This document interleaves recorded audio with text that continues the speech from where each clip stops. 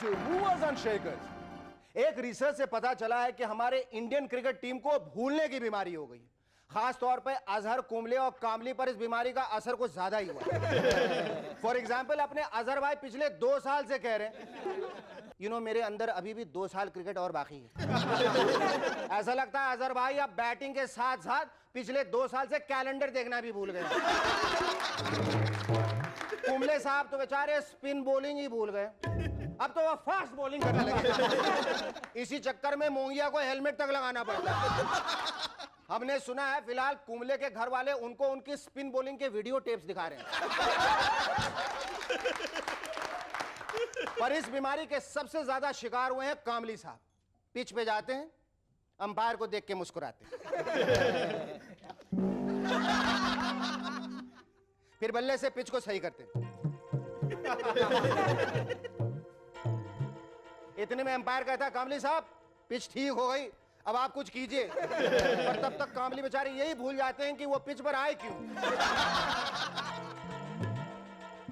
Bat उठाते हैं, Pavilion लौट जाते हैं। सुना है अब ये बीमारी क्रिकेट कंट्रोल बोर्ड को भी हो गई, तभी तो वो इन तीनों को पिछले दिनों हुए नैरोबी कप में लेना ही भूल गए। Ladies and gentlemen, our guests tonight are Abhijit and Bharti Chhabria. But before that, give a large round of applause to Surinder and the Cherokee Band. Excuse me, it's Cherokee. Cherokee and the Surinder Band. No, the rubber band. The Rubber Band. लगता है ये भूलने की बीमारी मुझे भी हो गई है। Give a large round of applause to whatever. Go on.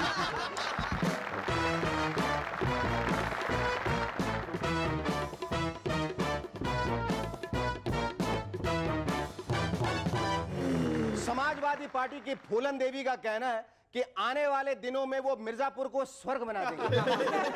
स्वर्ग बना देंगी? भाई मुबारक हो मिर्जापुर के वासियों, अब आप लोग आने वाले दिनों में स्वर्गवासी कहलाएंगे। Indian cricket coach Kapil Dev ने कहा है, खिलाड़ियों ने जो आत्मविश्वास खो दिया है सबसे पहले मैं उसे ढूंढूंगा। कपिल भाई आत्मविश्वास ढूंढेंगे पर कैसे? कहीं वैसे तो नहीं जैसे आप एक एड में फ्रिज के अंदर गोभी ढूंढते हैं।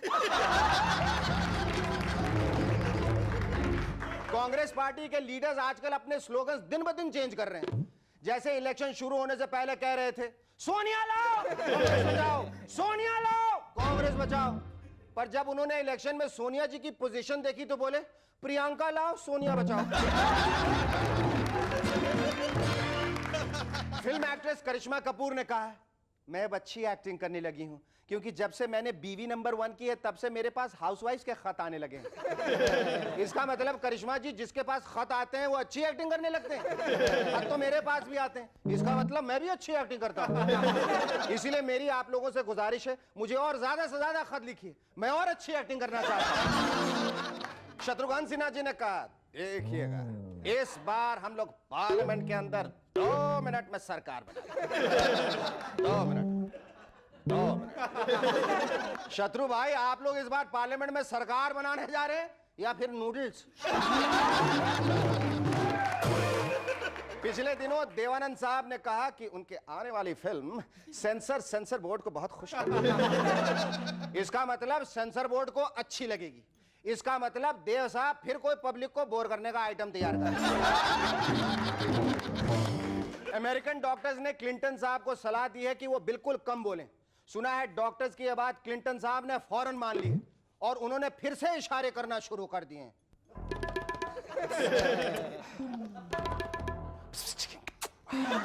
यानी हिलरी जी घर पे नहीं है, आ जाओ।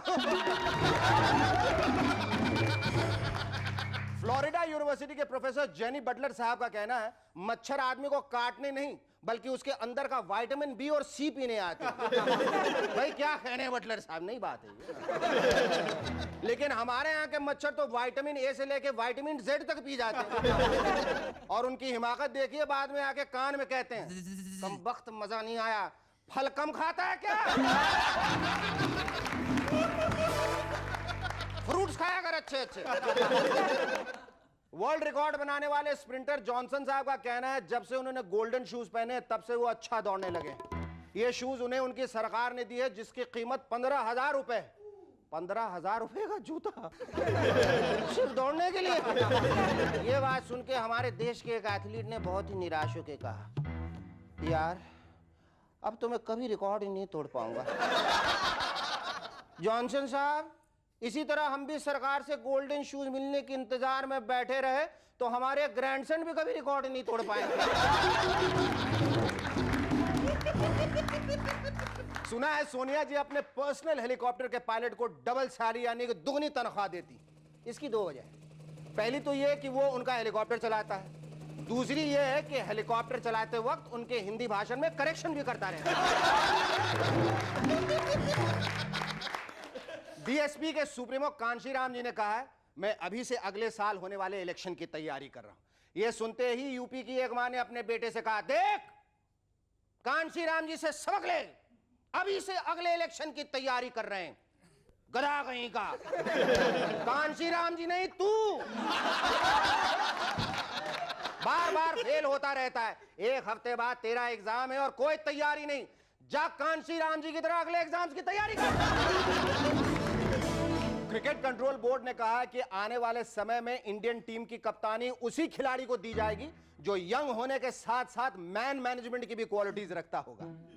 मैन मैनेजमेंट, इसका मतलब अब अच्छे कप्तान का एमबीए होना जरूरी होगा।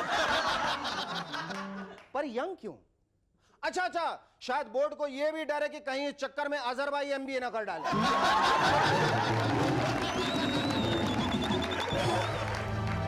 Our first guest on Movers on Shakers tonight is the voice behind many chart-busting songs. Ladies and gentlemen, please welcome once again Abhijit.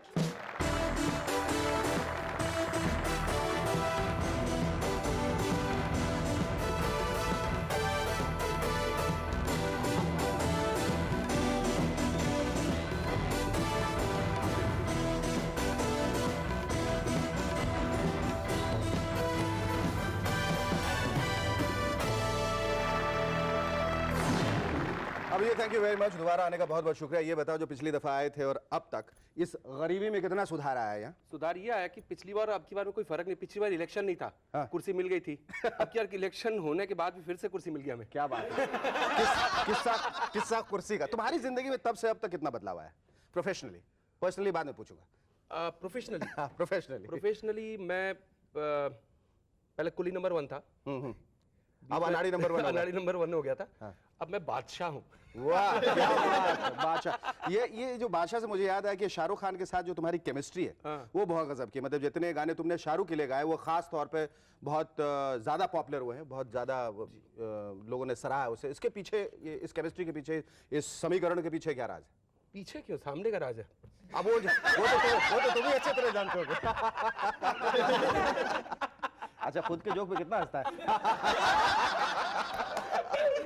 नहीं यार, मैंने शाहरुख को एक बार कॉम्प्लीमेंट दिया था। मैं यस बॉस देख के आया तो मैंने शाहरुख को बोला, यार शाहरुख, यार आप बहुत अच्छा गाते हैं।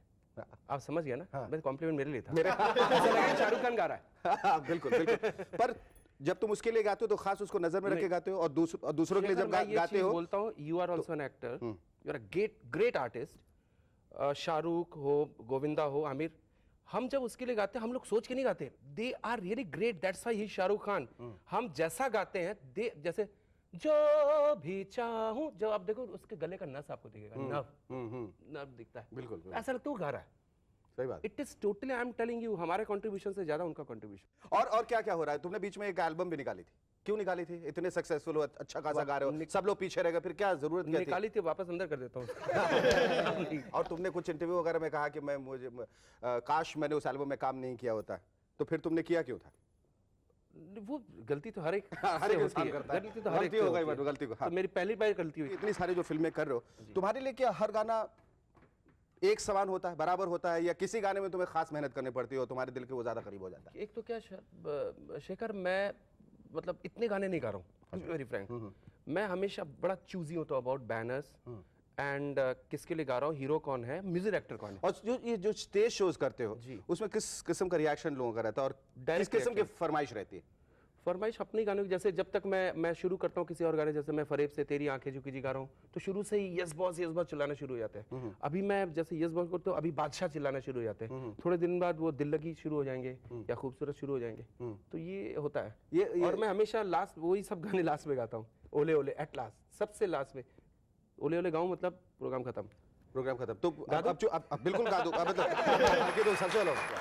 अच्छा अभिजीत, ये बताओ कि आपस में जो सिंगर्स हैं उनमें कितनी प्रतिस्पर्धा होती है, कितनी ईर्ष्या होती है, या कितना सेंस ऑफ कंपटीशन रहता है, और तो कितना नहीं जरूरी है? होती, लेकिन प्रतिस्पर्धा तो है। ईर्ष्या कभी नहीं होती? अगर एज एन एक्टर अगर मुझे ऐसा लगता है कि यार ये इतना बढ़िया रोल मुझे मिल जाता है, तो वो थोड़ी ईर्ष्या इन अ पॉजिटिव सेंस, हाँ, या ऐसा कभी होता है? ऐसा होता है, मुझे ऐसा लगता है कभी, जैसे कुमार शानू का गाना है,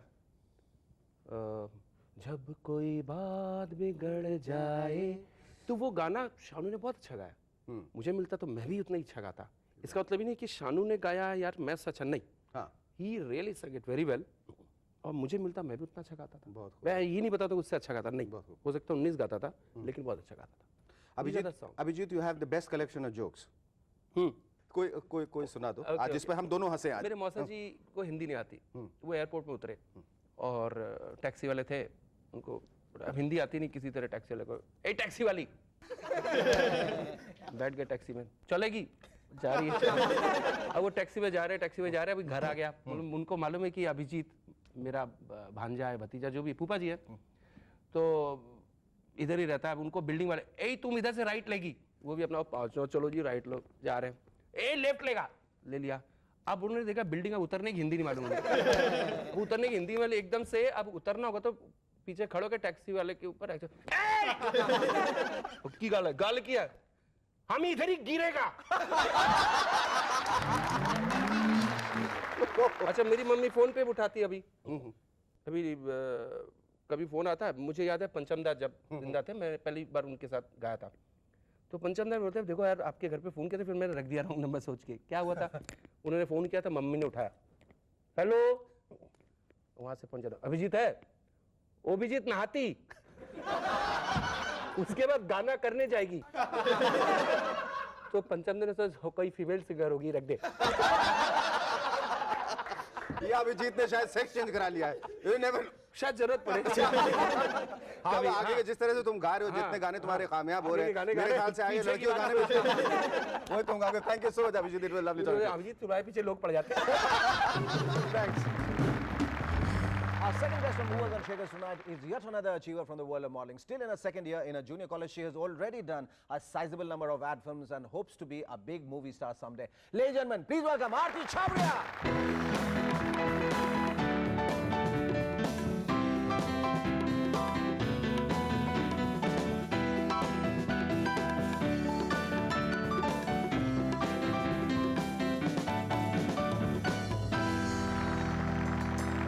Aarti, thank you so much for coming on our show. Welcome. तुम हमेशा मूवर्स एंड शेकर्स देखती हो? जी हाँ। जी हाँ, देखती हो। तुम्हें ऐसा लगा, तुम्हें खुशी हुई जब तुम्हें यहाँ बुलाया गया? तुम्हें लगा तुम्हें यहाँ आना चाहिए? An honor to be on the show. It is like a big status symbol. Movers and Movers and shakers. shakers. Oh, great. I knew that's not what I had. I've always wanted to be. Absolutely. Tell me, इतनी कम उम्र में तुमने इतनी सारी modelling assignments की. When did it all start? It started at the age of 3. जब से मैं 3 साल की थी तब से करती आ रही हूँ ads.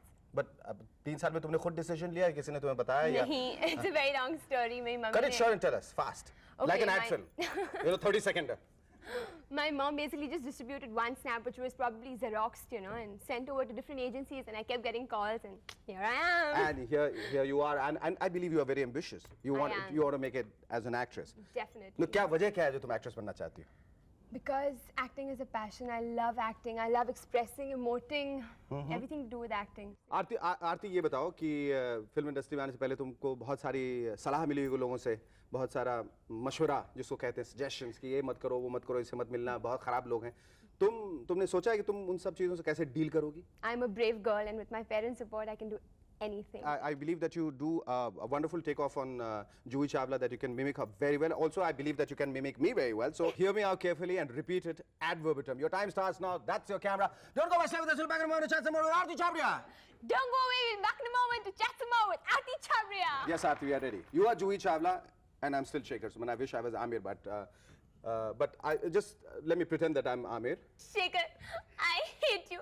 निकल जाओ मेरी नजरों से. और अभिजीत मेरी नजरों में आ जाओ. ये और पड़ोस even हाँ. on the answering machine. अब हम घर पे नहीं हैं, लेकिन अगर आप कल फोन करेंगे तो जरूर होंगे. तकल्लुफ के लिए सॉरी और कल फोन करने के लिए शुक्रिया. That's wonderful. Aarti, do you enjoy modeling? I mean, तुमने इतनी सारी मॉडलिंग की है, तुम्हें सबसे ज्यादा किसमें मजा आया? I enjoyed Amul Frostic very much. I enjoyed क्योंकि उसमें बहुत सारे आइसक्रीम्स खाने को मिले. V is very, very extraordinary. A chocolate heart in rich chocolate. And what about this Element Trendy? That's the that ad which I was keep also seeing on fun. television. Yeah, उसमें क्या Element करना था? Trendy was good. I asked for a lift to this guy sitting next to me on the bench, और मुझे bus दिखाता है, and I go like, bus, no.